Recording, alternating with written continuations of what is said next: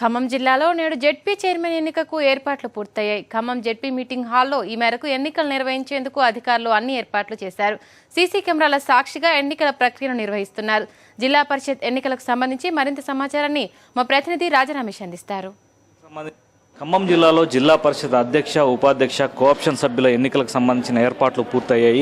ఖమ్మం జిల్లా వ్యాప్తంగా కూడా ఆంధ్రాలో విలీనమైన 7 మండలాలు మినహాయించి 39 మండలాలకు సంబంధించిన జెడ్పీటీసీలకు సంబంధించి ఆయా పార్టీల వారీగా ఖమ్మం జెడ్పీ హాల్లో ఈ ఎన్నికలు నిర్వహించేందుకు అధికారులన్నీ కూడా ఏర్పాట్లు చేస్తున్నారు. ప్రస్తుతం ఖమ్మం జెడ్పీ హాల్లో వివిధ పార్టీలకు సంబంధించిన గ్యాలరీలన్నీ కూడా సిద్ధమవుతున్నాయి. మొత్తం జిల్లాలో 39 మండలాలకు సంబంధించి ఆధిక్యత మాత్రం తెలుగుదేశం పార్టీ కనబరుస్తుంది. తెలుగుదేశం పార్టీకి సంబంధించి మొత్తం 19 మంది జెడ్పీటీసీలు ఉండగా కాంగ్రెస్ పార్టీకి 10 మంది జెడ్పీటీసీలు, వైఎస్ఆర్ కాంగ్రెస్ పార్టీకి 4 జెడ్పీటీసీలు, సిపిఐఎంఎల్ న్యూ డెమోక్రసీకి 3, సిపిఎంకి 2, సిపిఐకి 1 జెడ్పీటీసీ కొనసాగుతున్నారు. ఈ నేపథ్యంలో ప్రస్తుతం ఉన్న లెక్క సంఖ్యాబలం దృష్ట్యా కూడా తెలుగుదేశం పార్టీకి 19 మంది సభ్యులు ఉండటం వల్ల మరొక సభ్యుడు కనుక మద్దతు ఇచ్చినట్లయితే ఆ పార్టీ సునాయాసంగా జిల్లా పరిషత్ చైర్మన్ పదవిని, అలాగే జెడ్పీ వైస్ చైర్మన్ పదవిని కూడా దక్కించుకునేందుకు అవకాశం ఉంది. ఇప్పటికే ఆ పార్టీకి సంబంధించి ఇటు మాజీ మంత్రి తుమ్మల నాగేశ్వరరావు మద్దతుకు ప్రకటిస్తున్న గడిపెల్లి కవిత పేరుని ఆ పార్టీ నాయకులు ప్రతిపాదనలోకి తీసుకొచ్చారు. చంద్రబాబు నాయుడు నుంచి కూడా ఆ పేరుకి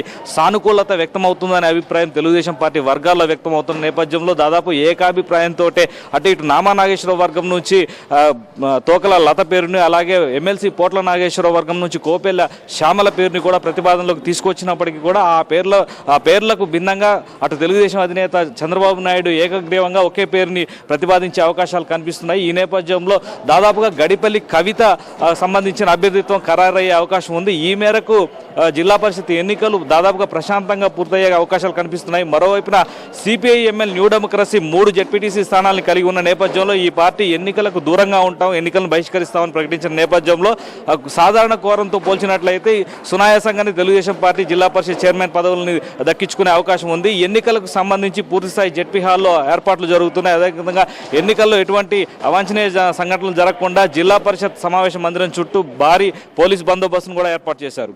వీడియో జర్నలిస్ట్ అప్పుతో రాజా రమేష్, సాక్షి టీవీ, ఖమ్మం.